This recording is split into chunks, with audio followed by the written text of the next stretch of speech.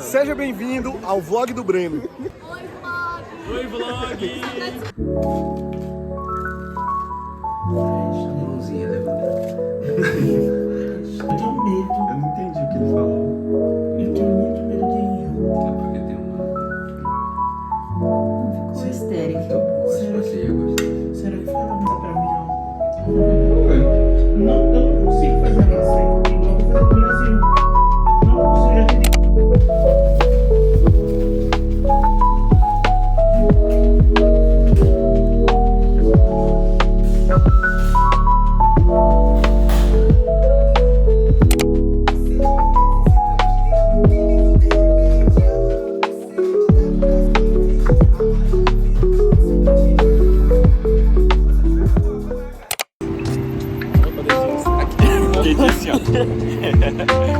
Nossa, gente, olha, sinceramente.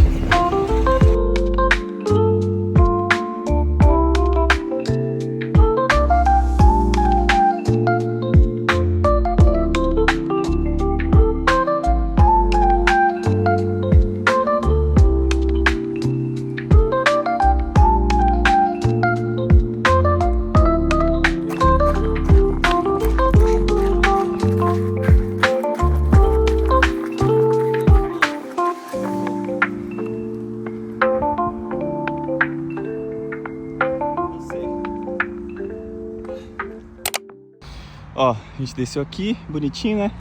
Aí eu falei, Zal, tem uma ponte ali que vai pra sua casa, não sei o que. Não me ouviu. Aonde a gente tá passando agora. Tá correndo? Olha onde a gente tá passando. Cara, que nojeira! A gente saiu desse buraco. Não tem saída, gente. Ó, a ponte que era pra gente passar, que eu avisei que tinha lá. E aqui o trilho do trem. Vai ter que voltar.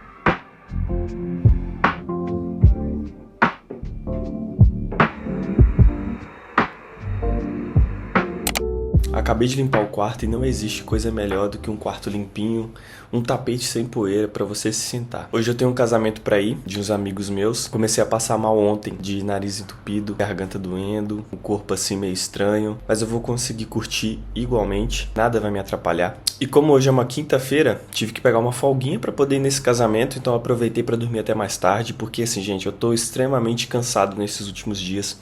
Não tenho conseguido descansar durante a noite, tipo assim, eu durmo, mas parece que eu só apago e na hora que eu levanto eu continuo cansado da mesma forma. Então tá sendo um desafio pra mim muito grande de viver. Só que eu levantei e lembrei que essa semana eu não tinha limpado meu quarto, então eu falei, meu Deus, eu tenho que limpar meu quarto. Aí eu comecei a limpar o quarto, aí já era. Limpei o quarto todo, dei uma varrida na casa também. Daqui a pouco também eu vou me arrumar, né? Eu só cortei meu cabelo ontem e como eu acordei, ele tá. Uma coisa que eu queria compartilhar com vocês também é que eu sou fascinado pelas pinturas de Van Gogh. Cara, e é lindo mesmo, porque ele usa muitos tons de azul e eu amo azul, então me conecta com a arte dele. Eu acho a arte dele meio lúdica, assim, então eu gosto muito. E aí de manhã eu fui pesquisar sobre a vida dele, né? Eu pesquisei alguns vídeos no YouTube, eu ainda não assisti, só coloquei na lista pra ver, mas eu pesquisei alguns livros também. Falei, cara, eu vou ler um livro biográfico, né, sobre a vida dele. E aí eu achei um livro que chama Van Gogh, A Vida. E eu já baixei no Kindle.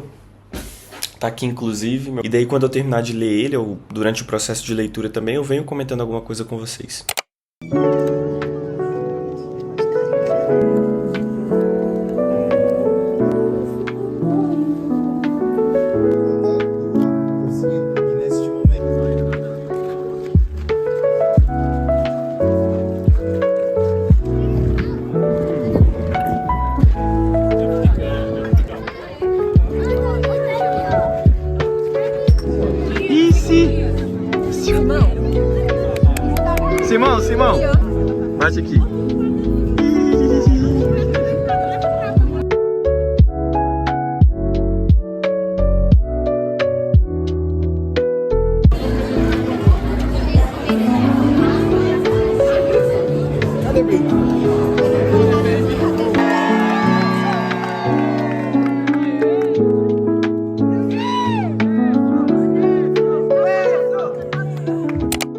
Gente, como prometido, voltei. Eu já tô lendo a história de Van Gogh.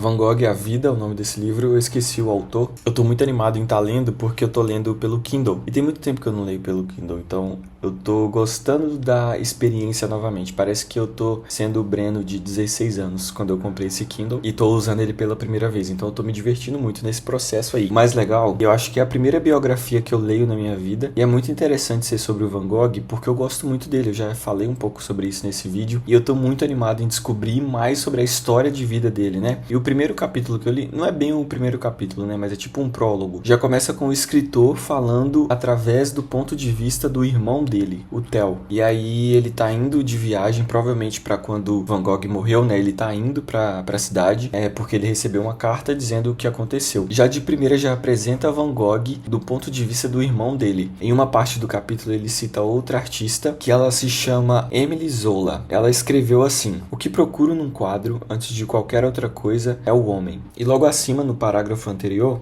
o autor fala através do ponto de vista do Theo sobre a arte de Van Gogh. E ele escreve assim: para Theo, apenas quem observasse esse temperamento e o rastro de lágrimas que deixava conseguiria realmente entender a arte do irmão, com sua inabalável motivação interior. Essa era sua resposta a todos que depreciavam os quadros ou as cartas de Vincent como extravagâncias de um pobre coitado, como muitos ainda faziam. E insistia: só conhecendo Vincent por dentro seria possível ver sua arte como seu criador a via, ou a senti-la como ele a sentia. E aí, essa frase depois, a Zola, né, sobre o que procuro num quadro antes de qualquer coisa é o homem, é sobre a gente entender a arte do artista através do ponto de vista do artista, ou seja, a gente conhecendo o artista, o que ele quis passar com aquilo, né? E isso me ligou a vários pontos da minha vida e de qualquer outra coisa que eu tenha contato, assim, de histórias e literatura, enfim, a cultura pop em geral, né, que é o que eu sempre associo. E sobre a vida também. Eu associei isso muito à nossa convivência com a outra pessoa. Antes da gente julgar a pessoa pelo ato dela, pelo que ela fez ali naquele momento, a gente tem que entender o que aconteceu dentro dela primeiro, sabe? É claro que é um pensamento progressivo, né? Ele vai progredindo a partir do momento que você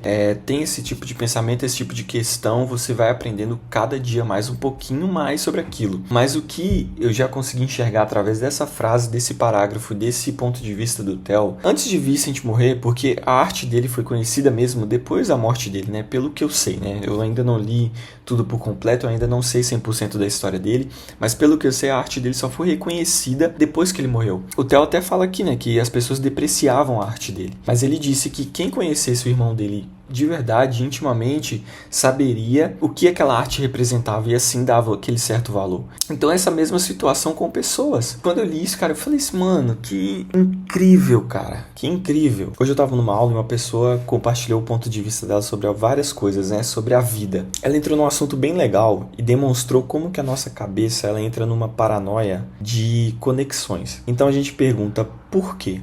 Em todas as situações. E toda resposta desse porquê vai ter mais um porquê. E você vai chegar em outra resposta e essa resposta vai ter mais um porquê. E aí, voltando, né, depois dessa paranoia toda, dessa conexão que eu fiz com a aula e com o livro e com a vida, a gente volta aqui e vê o que a Zola escreveu quando ela falou que o que ela procura num quadro, antes de qualquer coisa, é o homem. É quem fez. Ela procura as motivações daquela pessoa. Se ela não consegue encontrar as motivações daquela pessoa, provavelmente é uma arte rasa. A gente não quer apreciar coisas rasas. A gente precisa entender a motivação, a profundidade, o porquê. E justamente por conta dessas coisas, desses pensamentos que eu tô tendo, que eu peguei esse livro para ler. Porque eu sei que Van Gogh tem muito a ser descoberto da vida dele e dele, né, do homem que ele foi, e o porquê dessa arte tão revolucionária e diferente que ninguém aceitava. Então eu tô bem animado para entrar nessa história de cabeça assim. Minha primeira biografia que eu leio na vida, mas eu tô bem feliz que seja Van Gogh e que seja com os olhos adultos. E assim eu consigo aprender muito mais.